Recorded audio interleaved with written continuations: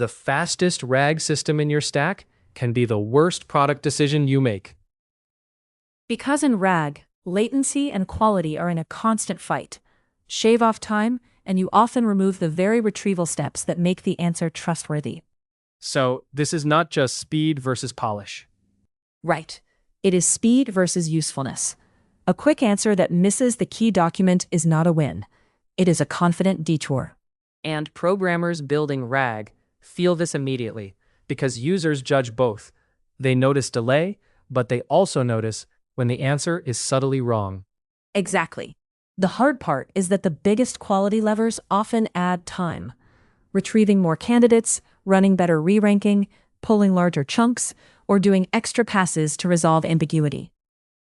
Give me the clean version. What do we actually mean by latency versus quality in RAG? Latency is the time from user question to answer. Quality is whether the answer is grounded in the right sources, covers the real intent, and avoids omission or hallucination.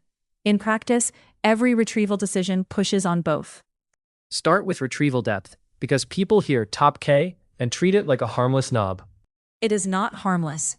Retrieval depth means how many candidates you pull from the index before the model answers.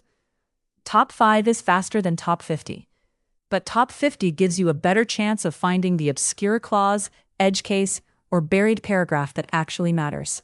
So if I keep depth shallow, I get speed. If I go deep, I get recall.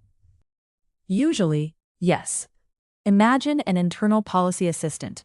A user asks, can contractors access production logs during an incident? If you only retrieve 5 chunks, you may grab general incident policy and miss the contractor exception buried in a security appendix. Retrieve 30, and the appendix has a chance to surface.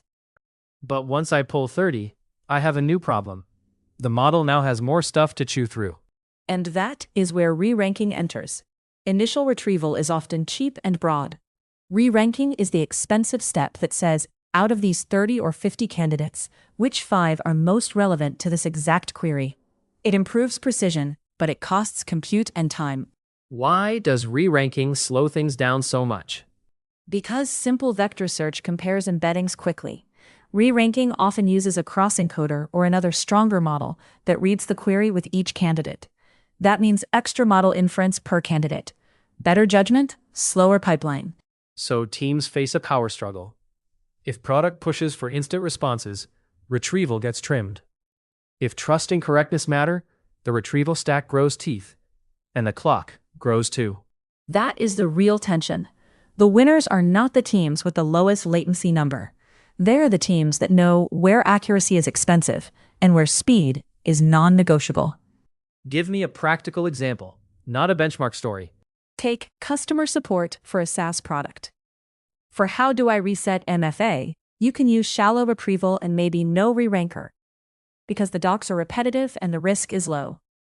For why was this invoice prorated after plan migration, you go deeper, re-rank, and maybe retrieve account-specific docs, because one wrong answer creates a billing ticket and a trust problem. So the smart move is not one global setting. It is different retrieval budgets for different question types. Yes, teams often route queries. Easy common questions get a fast path. Complex, high-risk, or ambiguous ones get a slower, more careful path. You spend latency where it buys real quality. That sounds obvious, but a lot of systems still apply the same pipeline to every query. And that is how they lose on both fronts. They waste time on simple questions and still underperform on hard ones. Uniform pipelines are neat to maintain, but users do not ask uniform questions. What else changes the latency-quality balance besides depth and re-ranking? Chunking strategy matters. Larger chunks can preserve context, which helps quality, but they bloat prompts and can hide the exact sentence you need. Smaller chunks are faster to sift and easier to rank, but they can split meaning across boundaries. Metadata filtering matters too. If you can restrict retrieval to one product, region, or date range, you reduce noise and save time. So, a team that understands its data can buy back speed without just gutting retrieval. Exactly. Suppose you built a legal contract assistant. If the query includes California and non-compete, filtering to jurisdiction and clause type before retrieval can cut candidate volume dramatically. Then, reranking works on a smaller, cleaner set, which improves both latency and answer quality. There is a strategic angle here too. If your system answers quickly but misses edge cases, users stop escalating trust to it. And once trust drops, adoption drops.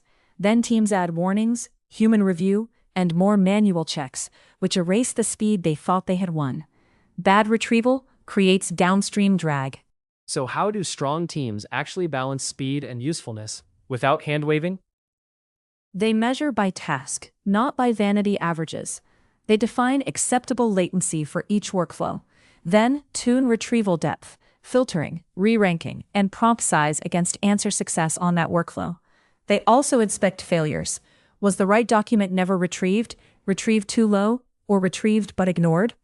Each failure points to a different fix. Which means the real question is not, how fast is our RAG system? It is, where does extra time buy meaningfully better answers, and where does it not? That is the decision that separates a demo from a dependable system. So, latency is not the enemy. Unpaid latency is. Exactly. In RAG, speed matters, but only useful speed survives contact with users.